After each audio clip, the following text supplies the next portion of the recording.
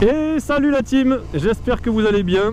Nouvelle vidéo aujourd'hui pour vous parler de ce casque, le Ruroc Atlas V2 que m'a donné Ruroc. Donc un énorme merci à Ruroc, puisqu'il m'avait déjà donné le V1 à l'époque et ils m'ont donné donc le V2 en version carbone, comme vous le voyez. Et aujourd'hui clairement on va parler de ça.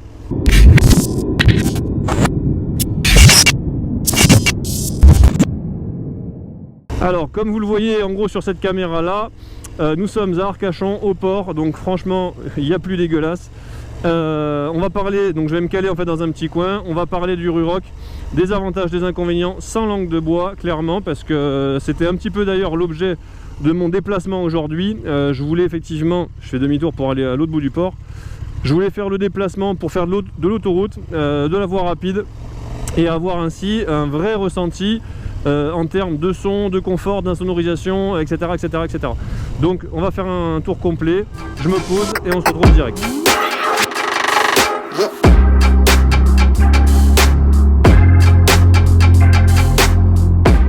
Bon, je vais vous parler du casque, mais il faut aussi quand même que je remercie KTM France qui a mis à ma disposition ce 1290. Donc vous le savez maintenant, puisque vous l'avez vu en long, en large, en travers sur Insta. Mais il est juste dingue, franchement. Mais une vidéo arrivera très prochainement, review complète, avec mon retour, mon ressenti sur les avantages et les inconvénients, les défauts, et enfin bref, voilà les qualités de cette machine, très bientôt. Mais en attendant, on va parler du casque. Donc, voici l'objet du délit. Le Ruroc, donc le Atlas V2, bon, sur lequel j'ai mis mon Senna, merci à Senna d'ailleurs aussi. Bref, on n'est pas là pour ça aujourd'hui. Voici donc la version carbone. Franchement elle est dingue, le carbone est d'une qualité, franchement en tout cas esthétiquement il est vraiment dingue, je le trouve vraiment très beau. Il donne vraiment un côté dark parfait franchement. Après sachez juste une chose, sur le V1, un des gros soucis que j'avais, et je pense ne pas du tout avoir été le seul, c'est la configuration des mousses et de l'intérieur en fait du casque. Ce qui fait que pour ma taille, il était extrêmement compliqué de l'enfiler et de le retirer. Et une fois que je l'avais enfilé, j'avais une barre ici, et franchement il était vraiment pas bien. Donc, quand ils m'ont dit on va vous envoyer le V2, etc., je fais oui, ok, mais par contre une taille au-dessus. Et je reçois le V2, ravi, refait, je le trouve trop beau, je l'enfile, et un peu branlant. Et là je me dis mais non. Et en fait, mais si. Pourquoi? En fait, ils ont apporté vraiment entre le V1 et le V2 beaucoup d'améliorations. C'est même assez exceptionnel pour le noter qu'un fabricant de casques, de matériel, peu importe, ait autant pris en compte les retours des utilisateurs pour pouvoir améliorer et rapidement, pas attendre 1 an, 2 ans, 3 ans, pour vraiment le faire très rapidement, proposer un nouveau casque avec tous les changements opérés et qui sont vraiment bien. Entre autres, toute l'ergonomie et les mousses intérieures ont été revues et corrigées. Ce qui fait que moi, qui par précaution ai pris une taille au-dessus finalement, je me retrouve avec un casque un peu trop grand parce qu'ils ont corrigé ça et que finalement c'est très bien maintenant et il est super confortable. Donc même avec ma cagoule, j'ai toujours quasiment une cagoule sous mes casques, et même avec un intercom, donc Senna, donc avec les haut-parleurs, etc. dans le casque, il est encore un peu branlant. Donc soyez vigilants sur la taille quand vous le commandez. Je pense que cela a également un effet sur, là comme je vous l'ai dit dans l'intro, je suis venu sur Arcachon, donc j'ai fait de l'autoroute exprès justement pour pouvoir aller à certaines vitesses, etc., pour me rendre compte du vent, de la qualité de l'intercom, etc., enfin de tout ce qui se faisait et se passait dans le casque. Et je pense que le fait qu'il soit un peu trop grand du coup pour moi, en l'occurrence, qui avait commandé, comme je vous l'ai dit, par précaution un peu plus grand, je pense que l'air passe plus facilement, s'engouffre plus facilement, et ce qui fait que franchement, il est bruyant. Il est mal insonorisé, mais je pense, voilà, je mesure mon propos dans la mesure où comme il est trop grand, j'imagine que ça laisse passer davantage d'air et que ça fait moins bien son boulot. Mais c'est une supposition de ma part, il faudrait que je l'essaye à ma taille. Voilà. Ceci étant dit, le travail effectué sur le casque a été remarquable. Les changements sont vraiment nombreux et il faut vraiment le noter parce que l'effort est bel et bien là. Pour commencer donc, comme je vous disais, les mousses effectivement ont été entièrement revues, ce qui fait qu'aujourd'hui franchement c'est du niveau de plein de casques, de très bons casques, et franchement le casque est ultra agréable à porter, il serre nulle part, il appuie nulle part, alors bien qu'il soit un peu trop grand, mais je pense que même à ma taille cette fois-ci il ne me ferait pas d'appui sur le front, ni sur les tempes, ni sur les joues, ni sur les pommettes quoi. Il est vraiment confortable. En plus voilà, on peut retirer les mousses en urgence, etc. si on a un accident sans devoir enlever le casque, donc tout ça ça c'est très bien. Il y a également une mentonnière qui, je l'ai fait justement sur la route, pour moi est trop courte. Elle est coupée trop courte, il faudrait qu'elle fasse 1 ou 2 cm de plus. Ça serait peut-être plus compliqué pour enfiler et retirer le casque, mais là sur la route, en fait à un moment donné j'ai fait le test, j'ai juste mis ma main ici pour bloquer, en fait fermer ici en fait l'accès à mon cou, et j'avais plus du tout d'air. Or, c'est même pas tant pour le bruit, c'est surtout pour l'air. En fait, il y a un flux d'air qui remonte et qui passe non-stop au niveau des yeux. Donc c'est très fatigant, bien que j'ai pas fait beaucoup de kilomètres pour venir, mais c'est très fatigant. Et alors, d'un côté c'est très fatigant, de l'autre c'est très bien, hein. Même sans pinlock du coup, tout est aéré dans le casque, c'est super. Mais par contre, on a les yeux, voilà, ils vont s'assécher à une vitesse incroyable, je pense. Et donc c'est pas très agréable. Je pense qu'il faudrait qu'il fasse 1 ou 2 cm de plus et ça serait, je pense, top.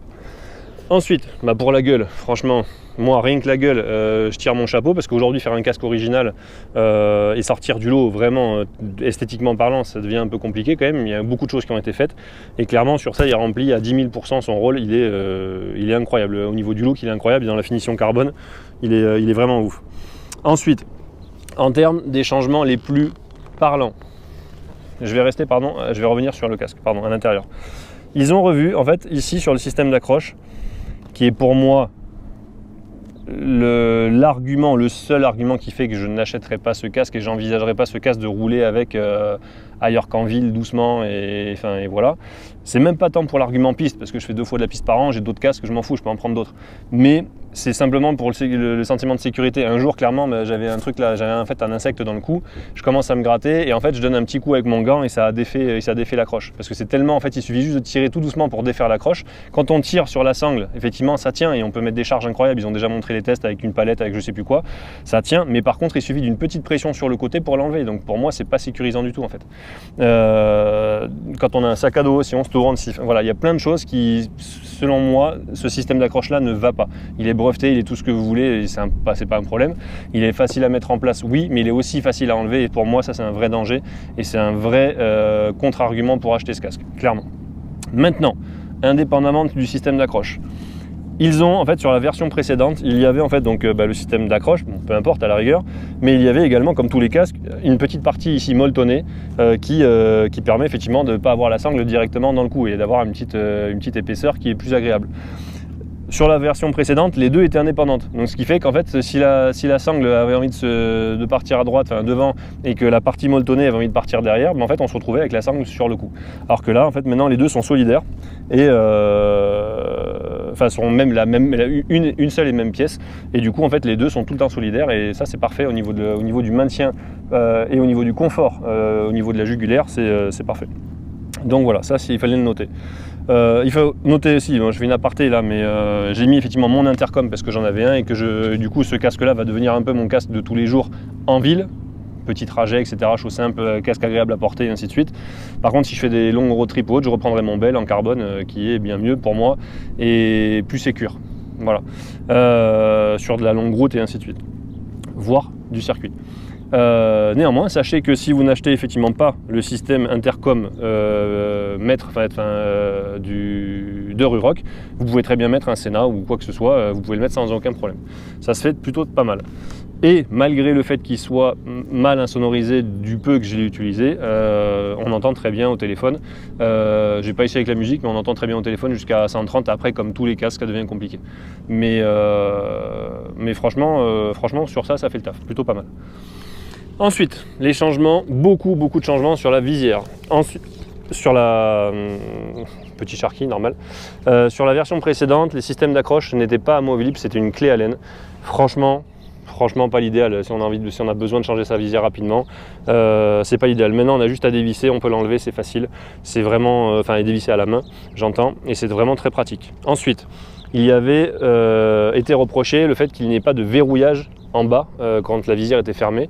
Maintenant c'est le cas, il y a un petit picot qui est ici et effectivement un trou qui correspond là et il suffit de faire ça et c'est verrouillé. Au début je bataillais un petit peu pour l'ouvrir. En fait il suffit de tirer légèrement vers l'avant et ensuite de le tirer et il n'y a pas besoin de forcer pour le retirer.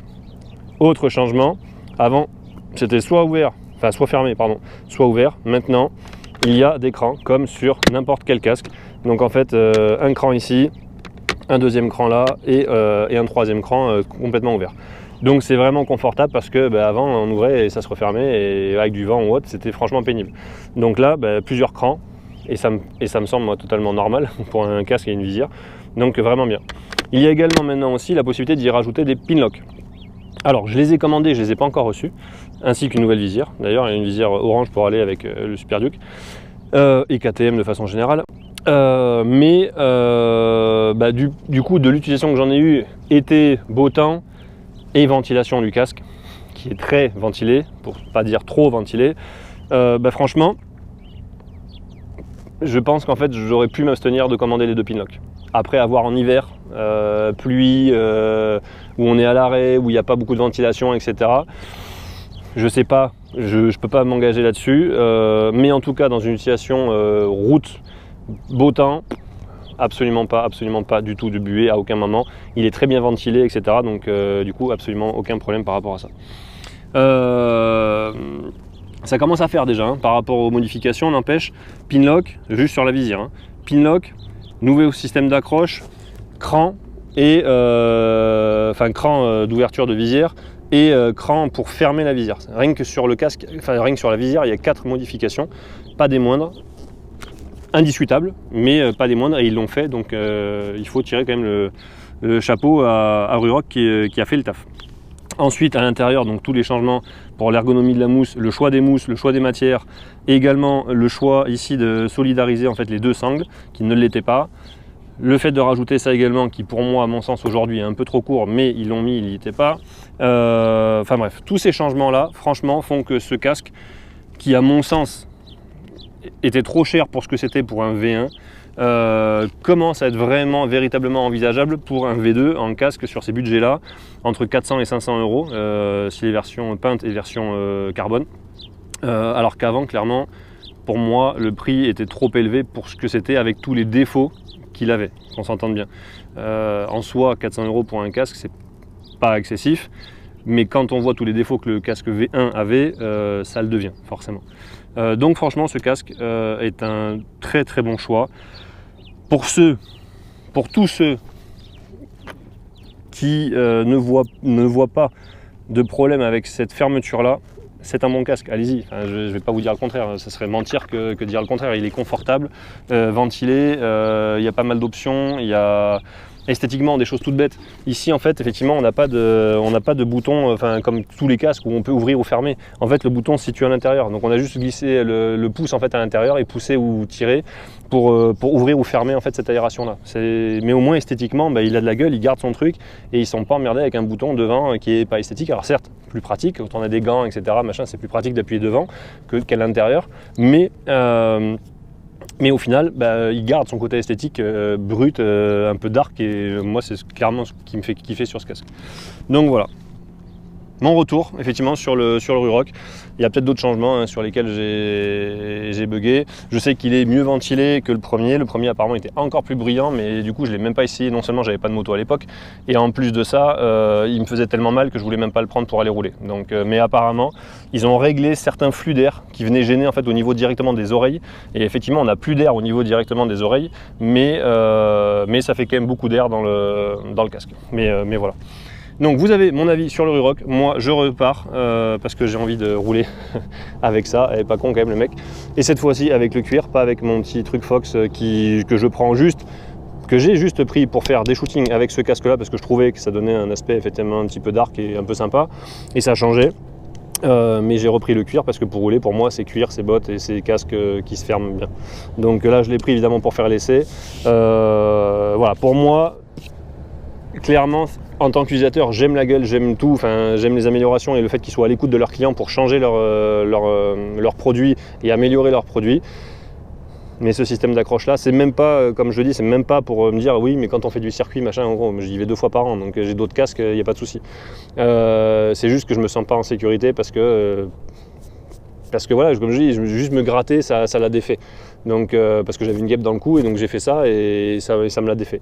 Donc je me dis que si je chute et que je suis en train de faire des roulés-boulés, etc., que je fasse ici, ça peut aussi bien se défaire. Donc voilà, moi en tant qu'utilisateur, je n'achèterai pas ce casque-là parce que je n'ai pas confiance en système d'accroche. Je l'ai dit à Ruroc sur le V1, je le dis à Ruroc à nouveau sur le V2 et je le dis à tout le monde. Après, pour ceux pour qui ça ne pose pas de problème, allez-y, c'est un bon casque. Voilà la team. Je vous laisse, c'est déjà assez long comme ça, je pense avoir fait un peu le tour. Si vous avez des questions, n'hésitez pas dans les commentaires à vous lâcher, à critiquer ou à poser des questions pour aller un peu plus loin dans l'analyse de ce casque-là. N'oubliez pas de vous abonner Sharkybrap sur mon Instagram, je fais pas mal de photos de l'engin derrière en ce moment. Donc, et je remercie encore KTM d'ailleurs pour ça. Et pour ce casque, naturellement, je remercie énormément Ruroc malgré tout, parce que ça fait quand même 2 casques qu'ils m'envoient.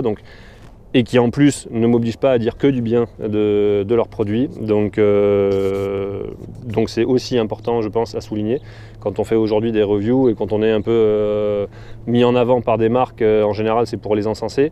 Ruroc clairement dit non, vous me dites effectivement ce que vous en pensez vraiment, et ils prennent en compte en plus les avis des clients. Donc c'est vraiment à noter. J'ose espérer que le V3 sera avec un WD. Entendez-moi s'il vous plaît et envoyez-le moi cette fois-ci à la bonne taille. Je suis un peu, voilà, bon, j'abuse un petit peu. Bon, merci à tous, bonne route, faites attention, profitez, mais soyez prudents. Ciao la team.